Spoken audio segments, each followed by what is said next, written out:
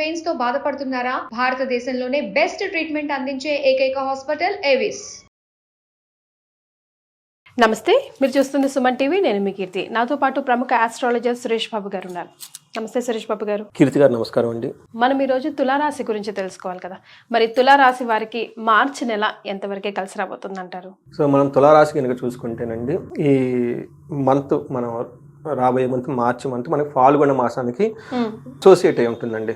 మనకి మార్చి month beginning నుంచి ఫాల్గుణ మాసం కూడా బిగిన్ అయి ఉంటుంది. రెండు ముఖ్యమైన పండుగలు, ఒకటి హోలీ ఉంటుందండి. ఈ మంత్ ఎండ్లో మనకి ఉగాది కూడా వచ్చేస్తుందండి. ఉగాదితో మనకి న్యూ ఇయర్ స్టార్ట్ అయిపోతుంది.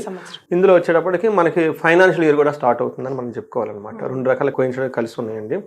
సో ఈ మాసంలో మనకి 12 రాశుల వరకు ఎలా ఉందో చూద్దాం. అలా తులారాశి కూడా చర్చించుకుందాం. అయితే ఫస్ట్ మనకి జ్యోతిష శాస్త్రం ఎందుకు ఉపయోగం, దీని ద్వారా మనం ఎలా బెనిఫిట్ పొందాలి అనేది చాలా మందికి తెలవదండి.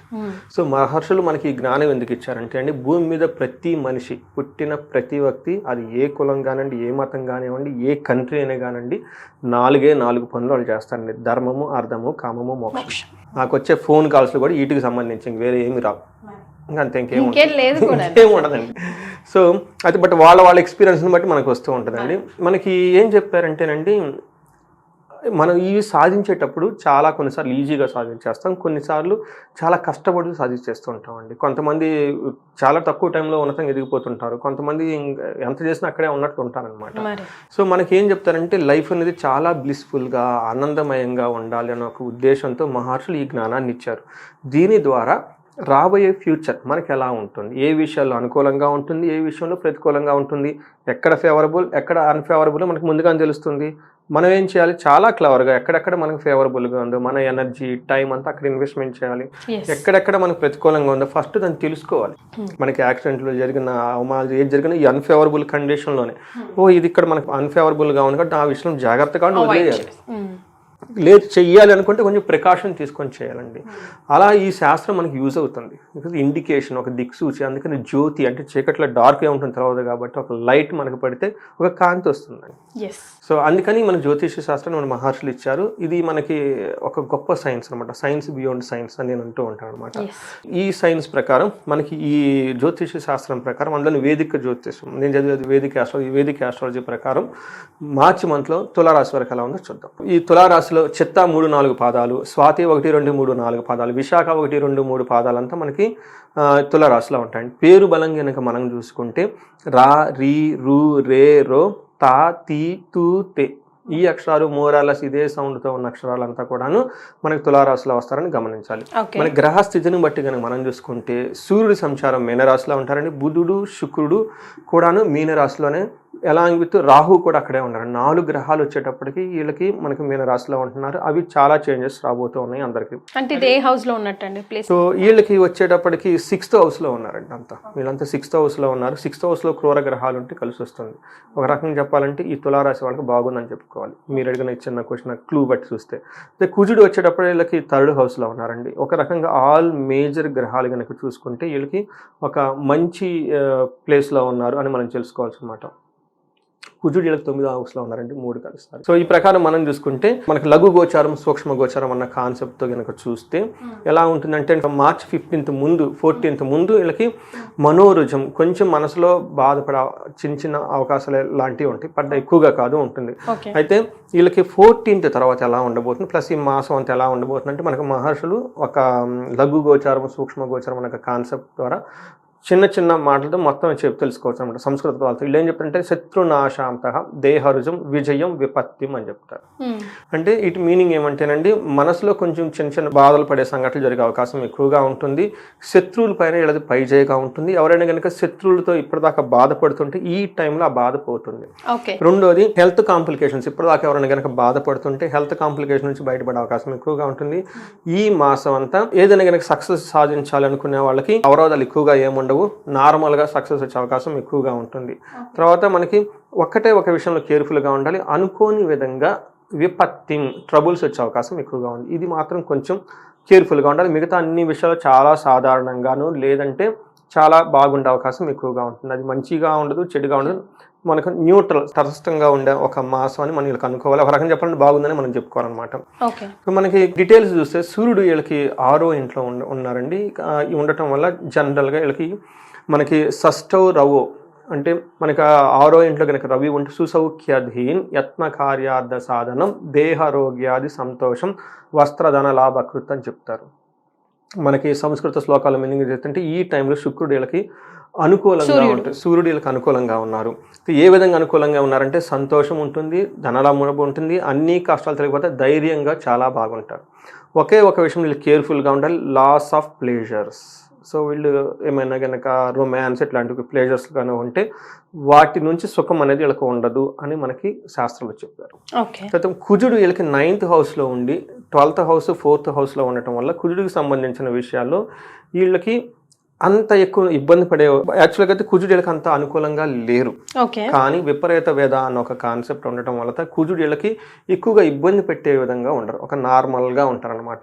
మామూలు కొన్ని విషయాలు కొంచెం కేర్ఫుల్గా తీసుకుంటే బాగుంటుంది. ఒకటి ఓవర్ ఎక్స్పెండిచర్, వీళ్ళు 10 రూపాయలు ఖర్చు పెట్టాలని చోట 20 రూపాయలు 30 రూపాయలు ఖర్చు పెట్టే అవకాశం ఎక్కువగా ఉంది. ఇంపల్సివ్ బయింగ్ అంటారు, వీళ్ళకి అవసరం లేకపోయినా కానీ వెళ్ళిపోయి కొనేసుకుంటారు. తర్వాత మళ్ళీ ఆలోచిస్తారు, అనవసరంగా డబ్బు ఖర్చు పెట్టామే, ఏంటిది అవసరమా లేదా అని. ఇలా ఓవర్ ఎక్స్పెండిచర్ చేసే అవకాశం ఎక్కువగా ఉంటుంది. తర్వాత ఫియర్ ఫ్రమ్ ఎనిమీస్, శత్రువుల నుంచి వచ్చే అవకాశం ఎక్కువగా ఉంటుంది. వీళ్ళు హెల్త్ రిలేటెడ్ విషయాల్లో పర్టికులర్గా స్టమక్ పెయిన్, ఓకే, లేదంటే ఇరిటేషన్స్ ఇవన్నీ వచ్చే అవకాశం ఎక్కువగా ఉంది. కేర్ఫుల్గా ఉండడం చాలా చాలా అవసరం. అయితే వీళ్ళకి శుక్రుడు వీళ్ళకి 6th హౌస్లో ఉండి 12th హౌస్లో చూడటం వల్ల శుక్రుడు కూడా వీళ్ళకి కొంచెం ఇబ్బంది పెట్టే విధంగా ఉన్నారు. ఒక శుక్రుడు ఒక విషయంలో వీళ్ళు కొంచెం కేర్ఫుల్గా ఉంటే మిగతా అన్ని విషయాలు చాలా బాగున్నట్లే. అయితే వీళ్ళకి ఎలాంటి ప్రాబ్లమ్స్ని ఛాలెంజెస్ని శుక్రుడు తీసుకొని వస్తున్నారంటే వీళ్ళకి విరోధ శత్రుపీడాం జ్ఞాతించ విరోధదహ ఆయాసో ధారా పుత్ర ద్వేష భృగునందనే, షష్టమస్తే భృగునందనే అంటారంటే 6వ ఇంట్లో కనుక భృగు ఉంటే విరోధ శత్రుపీడాం అంటే విరోధం వచ్చే అవకాశం ఎక్కువగా ఉంటుంది, శత్రువుల నుంచి ప్రాబ్లం వచ్చే అవకాశం ఎక్కువగా ఉంటుంది. అలాగే జ్ఞాతీనాంచ విరోధత, కుటుంబంలో కూడా విరోధం వచ్చే అవకాశం ఎక్కువగా ఉంటుంది. అంతేకంటే ఆయాసో అవమానము ఆయాసపడే సంఘటనలు ఎక్కువగా ఉండే అవకాశం ఎక్కువగా ఉంటుంది. తర్వాత వ్యవహారాలు కోర్టుకి సంబంధించిన విషయాల్లో ఇబ్బంది పడే అవకాశం ఎక్కువగా ఉంది.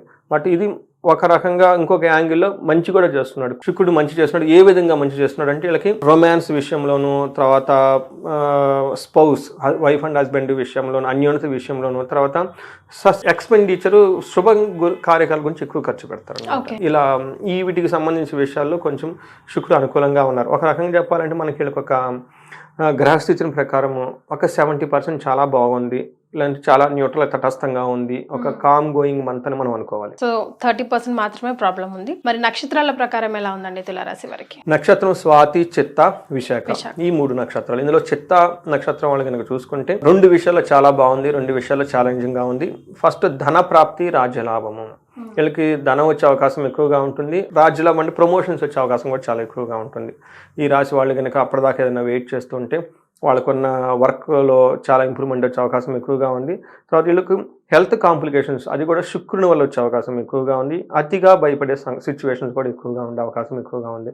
తర్వాత స్వాతి నక్షత్రం వాళ్ళకి ధన ప్రాప్తి, తర్వాత వీళ్ళకి బంధించబడినట్లే ఉండే సిచ్యువేషన్స్ వచ్చేస్తుంది, అతిగా భయపడతారు, రోగం, హెల్త్ కాంప్లికేషన్స్ ఉంటాయి. విశాఖ నక్షత్రం వాళ్ళకి ధన ప్రాప్తి ఉంటుంది.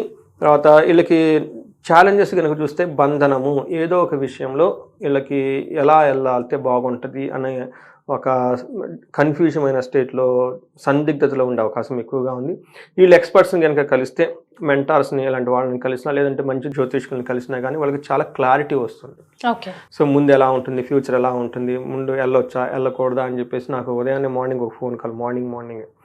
సో వాళ్ళకి 46 years బిజినెస్లో కొంచెం బాగా దెబ్బతిన్నారు.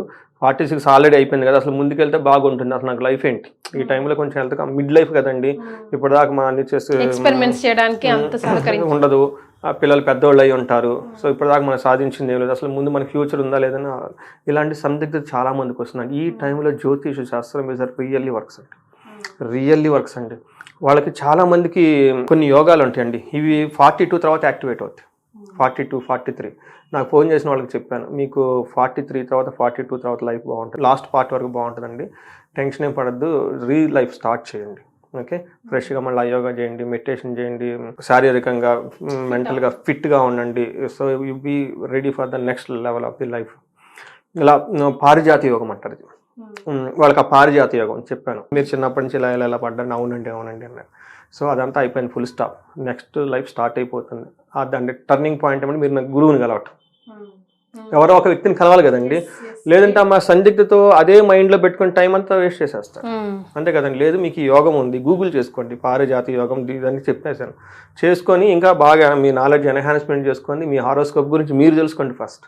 నేనేదో చెప్పాను ఏదో కాదు, ఇట్ ఈస్ అ సైన్స్.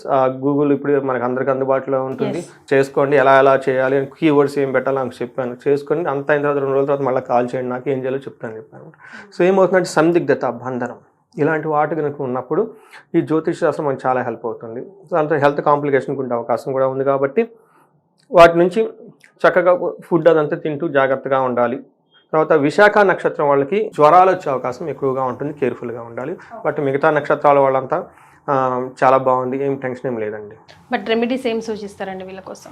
వీళ్ళకి శుక్రుడికి సంబంధించిన రెమెడీస్ చాలా అవసరం అండి. వీళ్ళకి హెల్త్ కాంప్లికేషన్ శుక్రుడి నుంచి వస్తుందండి. శుక్రుడికి అధిష్టాన దేవత లక్ష్మి.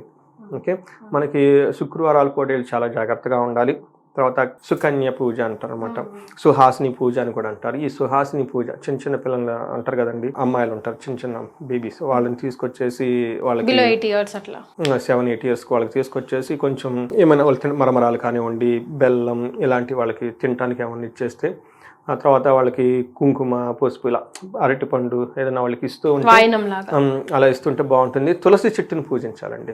శుక్రుని యొక్క అధిష్టాన దేవత లక్ష్మీదేవి కలిసి తులసి చెట్టు అనమాట. అందుకని చెప్పేసి తులసి చెట్టుకి సింపుల్ రెమెడీ ఏమంటేనండి, నువ్వులతో తులసి చెట్టు దగ్గర కనుక ఈవినింగ్ టైం ప్రదోష కాలంలో కనుక పూజ చేస్తే వీళ్ళకి ఈ హెల్త్ కాంప్లికేషన్స్ తగ్గిపోతాయండి.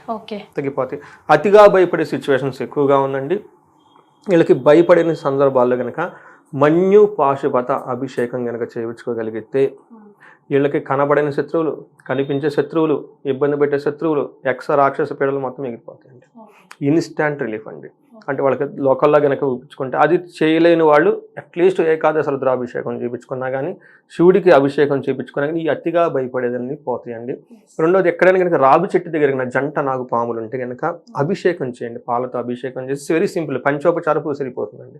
మన షోడోపచార పెద్ద పెద్ద పూజలు ఏం అవసరం లేదు, సింపుల్ పూజ అనమాట. సింపుల్గా చేసుకోగలిగితే జంట నాగలికి పాములకి వాళ్ళకి పాలతో అభిషేకం, వీలైతే ఆవు పాలతో అభిషేకం చేసి చిన్న పూజ చేసి అక్కడ టైం కొంచెంసేపు కూర్చొని మెడిటేషన్ కనుక చేయగలిగితే వీళ్ళకి అతిగా భయపడే సిచ్యువేషన్ నుంచి బయటకు వచ్చేస్తారండి. ఓకే, సో సింపుల్ రెమెడీస్ అన్నీ చేసుకోవచ్చు కూడా. అంటే వాళ్ళకున్న తీవ్రతను బట్టి డబ్బులు కొంతమంది ఉండవు కాబట్టి, ఇది కొంతమందికి ఉంటుంది కాబట్టి, వాళ్ళకి పెద్ద పెద్ద ప్రాబ్లమ్స్ ఉంటాయి కాబట్టి వాళ్ళు మన్యు పాశుపతం చేయించుకుంటే చాలా powerful. Right, thank you so much అండి. థ్యాంక్ యూ అండి.